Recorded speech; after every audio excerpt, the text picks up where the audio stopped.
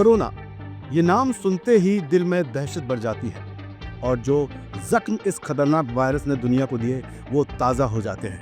ऐसे में एक बार फिर खबर है कि कोरोना दुनिया में तेजी से पैर पसार रहा है। ये फ्लू का भी मौसम है जिसके कारण लोगों को सर्दी, खांसी, जुकाम की दिक्कतें हो रही हैं, सामना करना पड़ रहा है। कोरोना के मामलों में भी ऐसी ही दिक्कतें सामने आ रही हैं। ऐसे में आप कैसे पता करें कि आपको कोरोना हुआ है या फिर फ्लू का संक्रमण है खाली? क्या सर्दी खांसी होते ही आपको तुरंत कोरोना जांच के लिए जाना चाहिए? अब ये सवाल उठ रहे हैं कि भारत यानी हम इसके लिए इस बात कितना तैयार है, क्योंकि सिंगापुर और हांगकांग जैसे दक्षिण पूर्व एशियाई देशों में कोविड-19 के बढ़ते मामलों ने भारत में चिंताएं और ज्यादा बढ़ा दी हैं। ताज़ा आंकड़ों के मुताबिक देश में इस समय 1000 से ज्यादा एक्टिव कोरोना के मरीज हो गए हैं दोस्तों, जो डर के अलावा सतर्क रहने की ओर भी इशारा कर रहे हैं। तो आगे बढ़ें और इस खतरे को समझें। उससे पहले आइए इस वायरस की अभी की स्थिति जान लेते हैं कि क्या स्थिति है देश में और क्या चल रहा है। दरअसल भारत में कोविड-19 के 2 नए वेरिएंट NB.1.8.1 और LF.7 मिले हैं। दोनों वेरिएंट घातक नहीं हैं। विभिन्न राज्यों में दर्ज किए गए ज्यादातर कोविड के मामले हल्के ही हैं। मरीजों की घर पर ही देखभाल की जा रही है, लेकिन सतर्क रहने की फिर भी जरूरत है। अगर हम राज्यों के आंकड़ों पर नजर डालें तो केरल वो राज्य है जो सबसे ज्यादा इस बीमारी, इस वायरस की चपेट में अभी भी है। वहां कई मामले सामने आए हैं। अगर एक आंकड़ा आपके सामने पेश करें तो आप ये जान लीजिए कि केरल में 430 लोग इस समय कोरोना वायरस से संक्रमित हैं। महाराष्ट्र में 209, दिल्ली में 104 और कर्नाटक में 47। वहीं यूपी में अब तक 30 से ज्यादा मामले सामने आ चुके हैं। बिहार की राजधानी पटना में तो अचानक एक साथ 6 केस मिलने से हड़कंप मच गया। डॉक्टर भी हैरान है।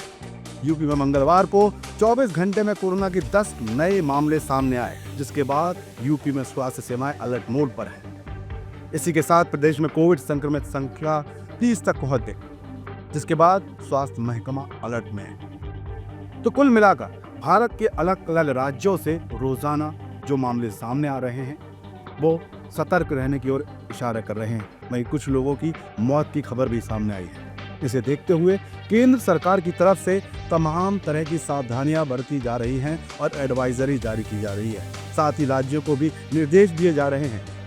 भारत में कोरोना के जो मामले आ रहे हैं उनमें कोविड के वेरिएंट के सब वेरिएंट शामिल हैं, जो हम आपको पहले ही बता चुके हैं। NB.1.8.1 और LF.7 ओमिक्रॉन के वेरिएंट थे, जिसके बाद अब इनके सब वेरिएंट JN.1 और LF.7 सामने आ रहे हैं।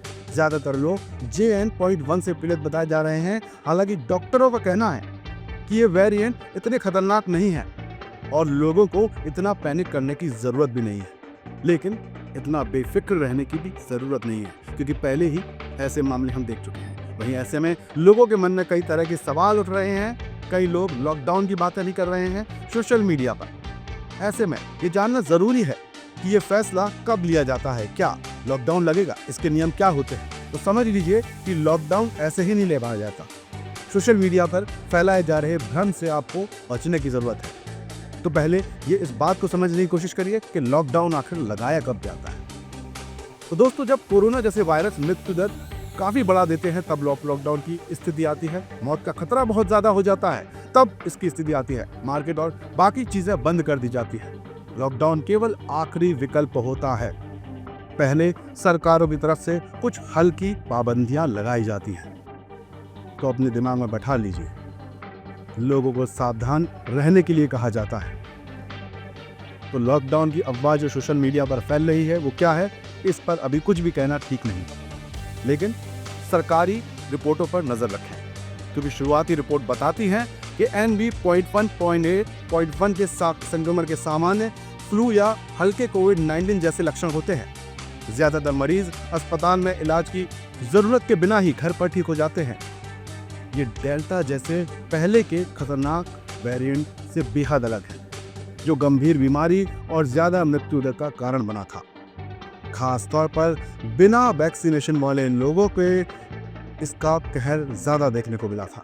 ऐसे में अब सवाल उठता है कि अगर कोरोना का ये नया सब वेरिएंट इतना खतरनाक नहीं, चिंता करने वाली इस पे कोई बात नहीं, तो अमेरिका में हो रही मौतों के पीछे की वजह क्या है?